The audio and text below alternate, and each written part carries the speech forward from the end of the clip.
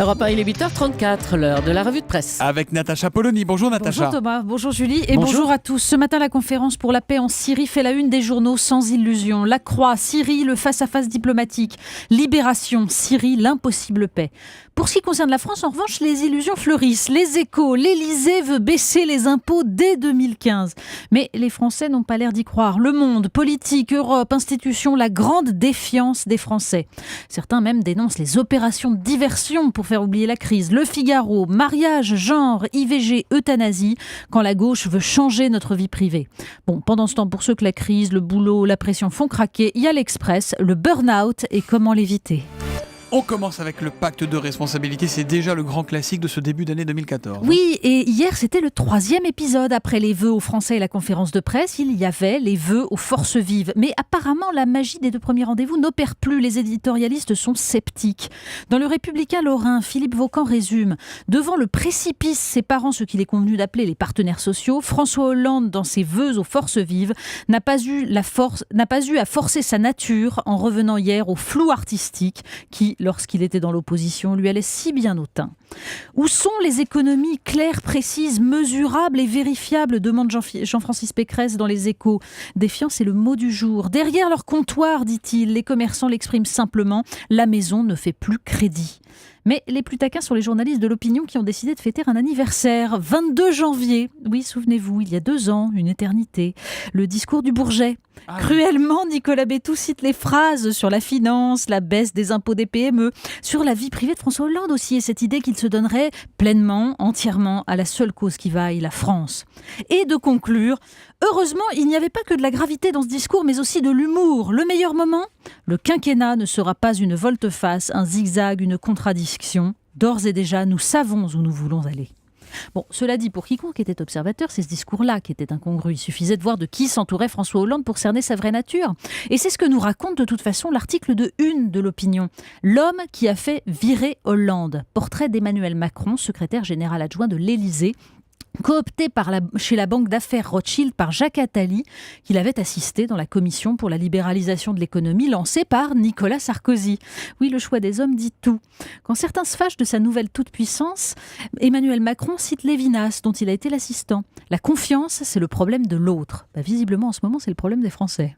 On va faire un tour dans l'Express et McDo qui en prend pour son grade aujourd'hui. Oui, c'est un sujet qui manquait terriblement à la conférence de presse présidentielle et l'Express, en fait, nous en livre une parabole. Une enquête sur McDonald's que le fisc français soupçonne de pratiquer, grâce aux commissions que lui versent ses franchisés, une évasion fiscale vers le Luxembourg et la Suisse de l'ordre de 2 milliards d'euros.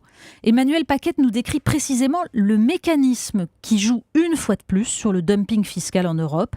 Et il conclut par cette citation du livre du patron de McDo France: les entreprises doivent, à côté du marketing de leurs produits, avoir de plus en plus ce rôle citoyen. Émouvant, non ? Résonance particulière évidemment quand on lit ce papier dans l'Express. Les municipales et le Front National. Oui, les municipales approchent, la défiance règne, alors les sujets sur le FN ressurgissent. Dans Libération, le récit d'un repenti horrifié par l'amateurisme de la tête de liste à Meaux. Dans le Figaro, l'analyse très intéressante d'une étude sur le vote des zones périurbaines où l'on voit que le pourcentage de vote FN dans ces endroits qui compte plus d'ouvriers et d'employés qu'ailleurs, est strictement corrélé aux chiffres de la délinquance et du chômage. Défiance, ras-le-bol aussi. Mais il faut lire dans Le Monde ce récit de Louis Imbert sur l'histoire du florissant petit club de foot de Fèche-le-Châtel dans le Doubs. Le nouvel entraîneur qui attire des joueurs talentueux des banlieues voisines, équipe indisciplinée mais brillante. Mais les supporters qui les accompagnent refusent de payer l'entrée du stade, insultent l'arbitre, les spectateurs. Les habitants se braquent, désertent le stade, parlent de cette équipe où il n'y a plus qu'un seul blanc, la descente aux enfers, la relégation. Qui est responsable ? L'article ne cible personne, mais il nous raconte surtout l'histoire d'un terrible gâchis et il nous parle de la France en fait. Alors ce matin, tout à fait autre chose, juste avant 6h, Laurent Guimier avec Maroc nous racontait que la canebière à Marseille, ça venait du mot cannabis. Il y a du cannabis également dans la Mais presse. exactement, si vous n'avez jamais fumé un pétard de votre vie, si le tush reste virtuel pour vous, il faut lire les 2 pages de Libération sur un chercheur israélien. Vous fumez l'un du des tush, vous, premiers- Natacha, Non. ou pas Vous avez déjà fumé du tush? Écoutez, ça m'est arrivé dans Ah. ma jeunesse et ça n'a aucun intérêt. Enfin, en tout cas sur moi. Mais justement, c'est ce que montre cet article. Ça dépend totalement des gens.